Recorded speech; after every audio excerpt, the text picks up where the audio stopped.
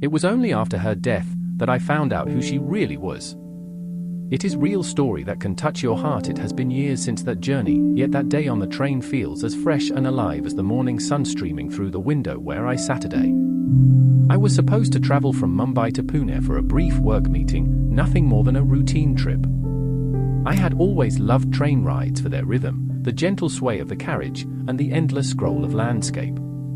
But that day, in the comfort of my reserved seat, something entirely unexpected happened. I met Maya. It started simply enough. I was settled into my seat, eyes staring out at the fields passing by, lost in my thoughts, when a soft, timid voice startled me. "Excuse me, is this seat taken?" I turned to see a girl standing in the aisle, gripping her backpack with one hand and a thin book with the other. She had an easy, gentle smile that lit up her tired eyes. Her name tag, casually dangling from her backpack, said Maya. To my surprise, I noticed she looked a bit paler than most travelers, and for a moment her expression seemed like one of concentration, as if she were wrestling a cough from escaping. I quickly reassured her that the seat was free, and she smiled gratefully before slipping into the seat across from me. We exchanged greetings, and soon conversation flowed like a gentle river. I learned that she was heading to Pune for a family visit and then onward to Bangalore for some kind of medical appointment she didn't want to discuss fully. She excused her vagueness with a soft laugh, promising I'd understand if I just let her keep her thoughts to herself. I noticed she coughed softly later, covering her mouth, but she said nothing more. Even as we talked, I sensed something fragile about her, though her spirit was warm. "I'll be quiet for a moment," she said once. "I feel a bit dizzy." She smiled again, apologizing like it was nothing. She had this way of making me believe everything was fine, even when it didn't seem so. We talked about ourselves, dreams, regrets, why we were each on this train. She told me stories about her childhood in Bangalore, the vivid colors of flowers she used to sketch with. She had a sharp, clever mind and a mischievous laugh that made the day's clouds brighter. She asked about my own life and listened intently as I spoke of my late-night coding sessions for work and my grandmother's old letters from the war. It felt like I'd known her longer than just the last hour. My heart warmed hearing her speak of her family, particularly a younger cousin named Vikram, who was studying medicine. She described him with sparkling eyes. "Cousin. Not quite as annoying as he calls me," she laughed, "just younger and endlessly curious, always asking questions." Between bites of samosa she was munching on, I asked her about her thick notebook, carelessly tossed on the seat next to her. "Oh, this," she said, flipping to a page as if on impulse. The edges of the paper were scrawled with poetry and sketches. She offered it to me with a shy laugh. Some silly doodles and thoughts. Nothing important. She started to recite a few lines of a poem she had just scribbled. Her voice was quiet but confident, weaving words of hope and sadness in the same breath. I felt a thrill listening. There was something in her voice, a sense of knowing pain and finding beauty in it. We fell into a comfortable silence at sunset. The train hummed along, cutting through the golden light outside. Maya rested her head for a moment on my shoulder, half asleep. I felt warmth in that contact, as if she had trusted me with a piece of her peace. I was so happy, so grateful for this unexpected companionship. And yet, there were moments that felt unreal, small flickers of doubt. Why was I feeling this much for someone I'd only met hours ago? Why did I care so deeply? Even as happiness bloomed in me, tiny seeds of unease kept sprouting. It was at the next station, when I briefly stepped off the train to stretch my legs, that I noticed something alarming. I hurried back to our compartment and found Maya standing by the open door, breathlessly laughing to hide her tears. One hand was pressed against her chest, the other fumbled with something in her purse. "Are you okay?" I asked, panic rising in my voice. She brushed my concern with a wave of her hand, but I saw it, my heart thumped hard in my chest. She had grabbed a glass of water and seemed unsteady on her feet, her cheeks flushed. "I'll be fine," she whispered, forcing a smile. "Just a little vertigo, I guess. Nothing to worry about." The sincerity in her eyes. I wanted to believe her. Still, I gave her that space. She had told me enough to know she was dealing with something bigger than I could guess. The journey continued. As darkness fell outside, I felt our worlds grow closer. By now, I was entirely drawn to her warmth and kindness. We shared memories of loved ones, of simple joys like the taste of summer mangoes and running through rain-filled streets as kids. I learned that she had a young cousin named Vikram, but now it felt like knowing a secret piece of her story. Listening to her, I felt something inside me crack open. I was falling for this girl with a beautiful soul, this stranger I had known for mere hours. It scared and delighted me all at once. As the train lullaby hummed, Maya quietly excused herself for a bathroom break. My mind raced. Should I follow? Encourage her to sit down? Worry about her health or respect her privacy? When she returned, she looked slightly better, but there was still a fatigue clinging to her. I gently offered her some water and said, "You can lean on me if you feel sick." She met my eyes, her own deep and tired. "Thank you. That's very sweet." For a second, I thought I saw a glimmer of something in her eyes, gratitude or relief, before she smiled away the seriousness. All the while, my phone had been buzzing quietly in my pocket. I finally checked it. Missed calls from my boss, who was angry at my delayed arrival, a text from the office asking when I'd be back. The world around us demanded things, deadlines, calls, responsibilities. I realized as I shared the train cabin with Maya, I felt those demands melt away. We were two people in a little bubble of warmth and connection, temporarily unbound by outside expectations. During dinner on the train, her suggestion, and mine, to share a plate of chat, Maya looked a bit weary. She kept coughing softly between bites. I watched her carefully, trying to be casual. "Maybe you're hungry," I said gently. "You had a long day, haven't eaten much, it might hit you." She nodded and forced down the chat. When she swallowed, she winced. I guessed it hurt. "Maybe I should have some soup or something lighter," I offered. She shook her head. "No, chat is fine, I just needed salt." I didn't press further, but I wanted to. I wanted to reach out, hold her hand if I could, soothe her throat. But she took care of herself, and I didn't want to seem intrusive. So I waited, feeling helpless but anxious. Later, as the train sped through the moonlit fields, we sat looking out at the stars, talking about future dreams.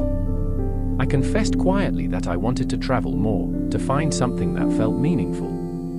She said she understood that feeling. Maya said, "Travel means something to me now. It's like I'm collecting moments I can cherish later." There was a pause. I lost someone very close to me when I was younger, and it made me realize how important it is to savor what you have. I realized something in that moment. She was speaking from a place of knowing pain. I noticed how her eyes glistened with tears she didn't wipe away. The truth hovered in the air between us, that some precious moments are all we can ever hold of some people. Maya breathed deeply, dismissed it with a weak smile, and changed the subject to something lighter, making me laugh again. The night grew deeper, and exhaustion finally caught up. We settled to sleep in our seats, or tried to, side by side. I felt uneasy watching her breathing slowly become heavy. A hand unconsciously crept to rest on her shoulder until I realized I was on the verge of sobbing myself. I let go.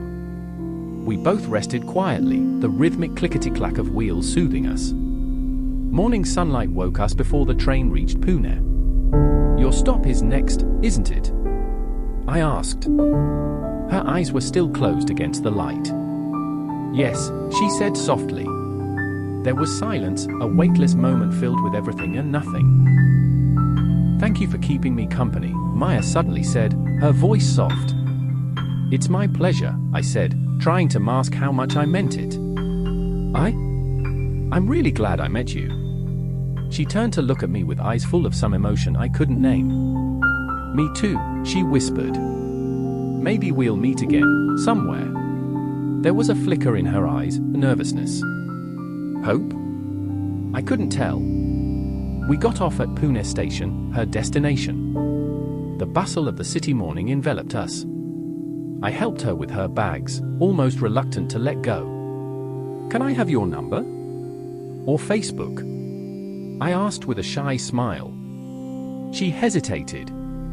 For a moment I thought I had missed the chance. Then she nodded and scribbled her contact on a scrap of paper. Something in her expression told me not to ask more. She took my hand for just a second. "Take care of yourself, okay?" Maya said, eyes intense. "Remember, life is short." I nodded, trying to appear nonchalant though my heart was singing and aching all at once. "You too, Maya." "Good luck with everything," I managed to say, though the words felt too small for how I felt. She was climbing off the train when I heard her breathing become shallow, as if a sudden rush of air was painful. She paused, hand to her chest. She looked at me, a little distance between us. "I forgot, I have a doctor's appointment today," she said. Something in her tone changed, a sort of finality, maybe acceptance. And then she was gone, swallowed by the crowd, leaving me standing on the platform with the paper slip in my hand and 1,000 unspoken words on my lips. I looked down at the hurried scribble, Maya's name and number, and an address in Bangalore. I wondered whose home it led to.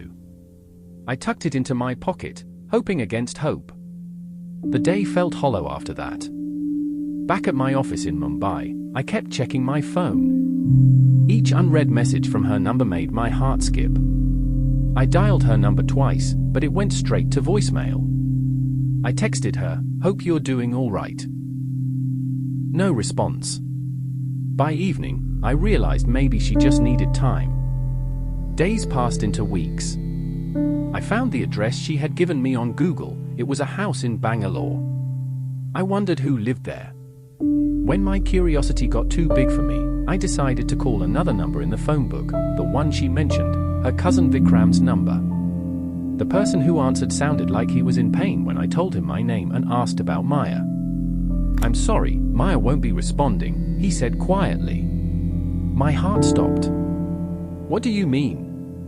Is she okay?" I whispered. There was a long silence. "Maya passed away 2 weeks ago," he said. The words felt impossibly heavy. "I'm her cousin, Vikram." For a moment I thought I had misunderstood. She died."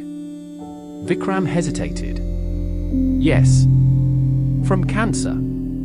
The single word cancer hung between us, cold and devastating. "She had leukemia. She fought a long time." My mind reeled. Maya. The bright girl from the train, the one who had asked me to live life fully, was gone. I felt a scream rising in my chest, yet no sound came out. "Leukemia," I echoed weakly, the truth clanging in me like a bell tolling midnight. He continued gently. "She kept asking for you. She said someone on the train was special, someone she met. That someone was you." His voice cracked. "She wanted me to tell you, she loved talking to you." I broke. Words tumbled out of me all at once, regrets, sorrow, questions. But he gently listened, perhaps giving me the compassion I needed more than answers. After I hung up, I stared out my window. Tears fell silently down my cheeks, remembering everything about Maya. I recalled her words, the subtle coughs, the heavy bag of medicine I never fully understood, her fragile way of leaning on me. Each memory was a knife twisting in my chest. All the vague hints, the half-truths in her stories. There was a knock on my door. Vikram stood there, letter in hand. "She wanted you to have this," he said, his eyes filled with kindness and something like understanding. I opened the note with trembling hands. Maya's handwriting was careful, hopeful. "To the boy on the train, I hope you are reading this in a moment of peace. I know it seems strange, writing you a letter like this, but life is strange. You made my journey beautiful and fearless. You asked why I smiled when I said life is short. I said that because I meant it. You will probably wonder why I was so vague about my health. It's because I did not want pity, just a friend for the short while we had. I wanted to create a happy memory, not sadness. I needed someone who could see past my illness and treat me like a normal girl, even just for a ride. I was afraid to tell you how sick I was, maybe I was scared to scare you away. But I did want you to know the truth, because I felt you deserved it. You deserve to know that the courage I felt was partly because I thought someone out there, someone special like you, might be listening. I'm sorry our time ended without goodbyes. I wanted to say so many things, but I was too weak. So, I'm telling you now, thank you for the stories, the laughter, and for making that train car feel like home for a day. You helped me feel alive, maybe more than I have in a long time. I know you'll do wonderful things, because of your kind heart, even if the journey feels long. I'm grateful I met you. Remember, life is short. Live it for both of us. With all my heart. Maya. I sobbed over the note. I understood everything now. The girl who looked so tired on the outside was so full of life in spirit. Those lines that once made me smile now tore at my heart. Life is short, and to her, as to me now, that meant every moment matters. I think back to the train, to the deep comfort of her presence. I remember a particular moment. We were laughing about something silly, and she said softly, "I don't think I've ever been this happy when I should be sad."